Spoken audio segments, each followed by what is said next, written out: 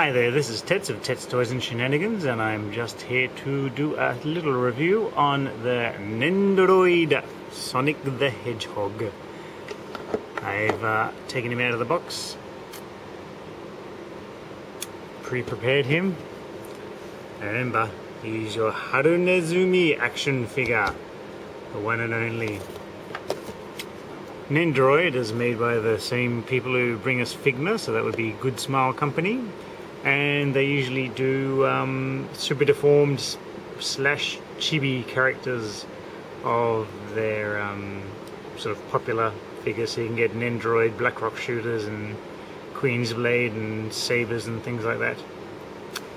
They also did a Mickey Mouse and a Minnie Mouse as well, if I remember correctly. And they've done Sonic the Hedgehog. So I bought it. First up, what we'll do is we'll get a little size comparison of Sonic with some of Jazzware's work. Here he is with the Classics 5-inch Sonic.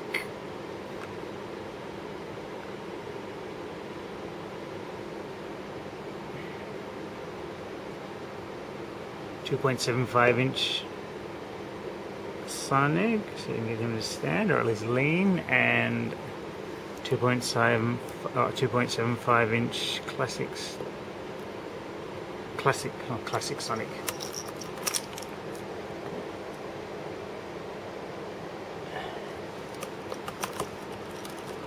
So as you can see, he's got a decent height and is a lot better standing. Articulation wise, he hasn't got a whole heap, but what's there does count. He's got a hinge jointed neck, which can make him look up and down. You can pull his head off, and there's the hinge there. He's just got shoulder joints, no elbows, but you do come up with a changeable bent arm with his leg at the hip.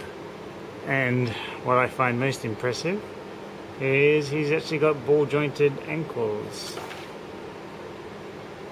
Some focus going there, and so you can get a little bit of movement from his feet there, which makes a heck of a lot of difference. Balance wise, this is a great little figure, and it's incredibly easy to get him standing on one foot. So for example, we'll do a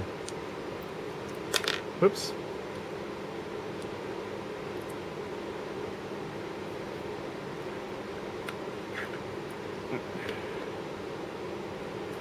There you go, that easy just to get him standing on one foot. Leaning forward, running up. Try and do that with other Sonic figures and you're in for a bit of hassle.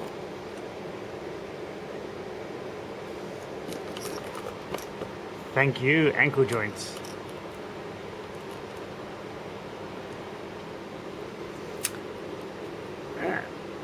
Okay, he also comes, being from Nendoroid, with a couple of extra face configurations. So we'll get them all out at the same time. So he's got happy face, crafty face, and determined face. To swap his face over, you grab him from the cheeks. It's tempting to go by the nose, but I recommend you avoid that. And kind of wedge it out, and then pull his eyes out.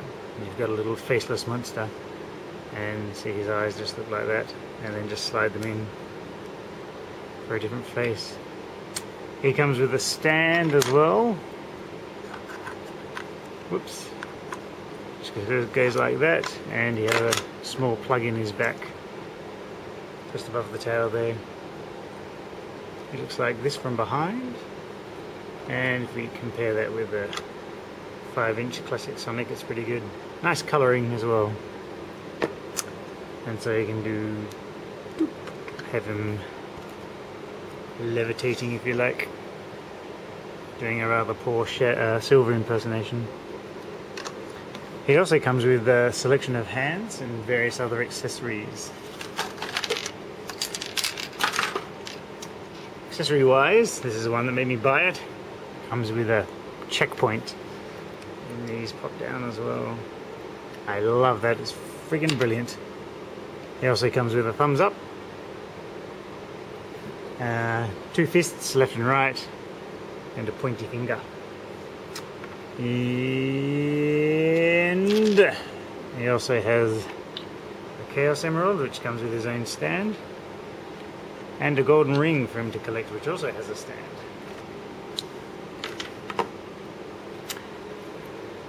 Leg-wise, he comes with 1 leg. Sadly, it's relegated to definitely being the right leg.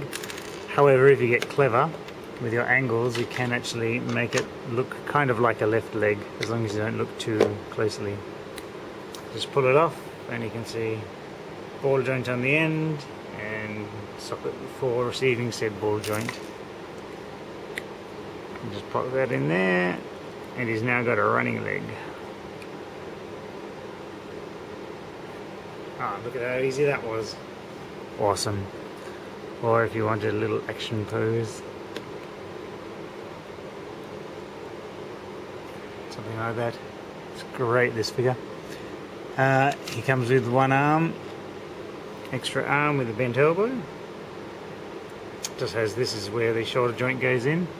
So I'm going to use his pointing finger hand, and that just has a small hinge joint on there for the wrist. And the arm comes off. His arms actually come off incredibly easily. So you can do a little bit of that. And his hand also holds the Chaos Emerald very easily as well.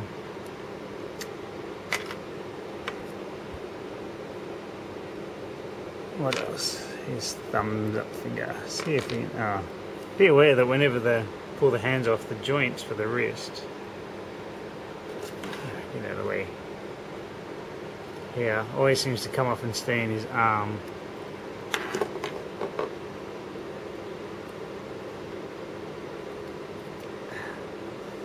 Oh, there we go.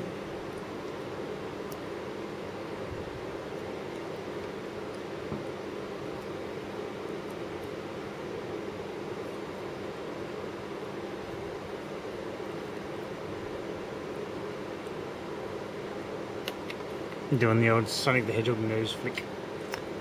The most bestest accessory, yes, I just decided to use that horrible amalgamation of word makering, is one that helps you place him chronologically compared to the other Sonics, and that is this little beauty. Look at that, isn't it wonderful? And that, for those playing at home, is an item capsule. As you can see, it's got the invincibility in the middle of it. This is brilliant in more ways than one. You can take off the top here, and this breaks in half, and you got a little wedge down the bottom here, just there, and that clips onto this bit here, and you can pull that off to the other side. And then the invincibility, it's just a little sticker decal on a plastic base, has it on both sides, and that just slots into these 2 tabs in the middle. So simple but effective. He also comes with an extra life, some speed up shoes, a shield, and 20 rings. When I first got this Sonic, I was kind of thinking, do I really need another Sonic the Hedgehog? Because I've got heaps now. I've got Sonic and Sega All-Stars Racing, I've got Sonic and the Black Knight, and Sonic this and Sonic that.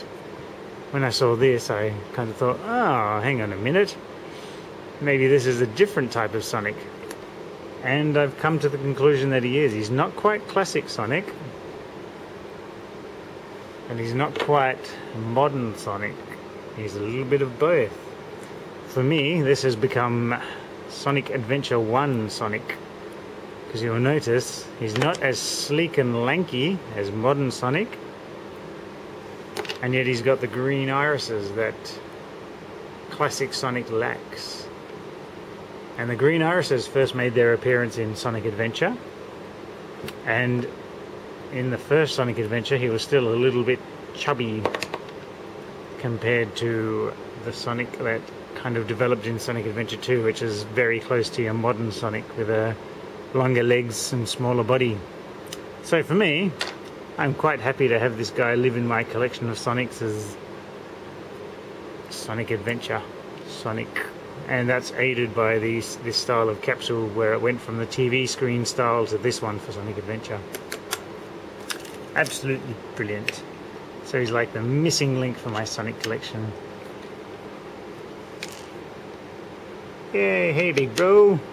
Hey big small bro. There we go. So that is my quick review of Nendoroid Sonic the Hedgehog. An awesome toy, and I strongly recommend that if you like your Sonic the Hedgehog figures, you get him, because as far as I'm concerned, I think he's probably the best Sonic figure that I've got. Admittedly though, he is the most expensive Sonic figure that I've got. But I think it's fully worth it because you have item capsule, Sonic the Hedgehog, Chaos Emeralds, which can float, rings, which can hook over his finger for that cocky I'm about to beat you Dr. Robotnik sort of posing, and extra faces as well, which probably adds to his expensiveness. It's not that bad. I think he's about probably 2,500 yen, I think, being a Japanese release. And best of all, he's got ankle joints, which means a world of difference. So he's got great balance, great accessories, and a great look. I think that makes a great toy. Thanks for watching.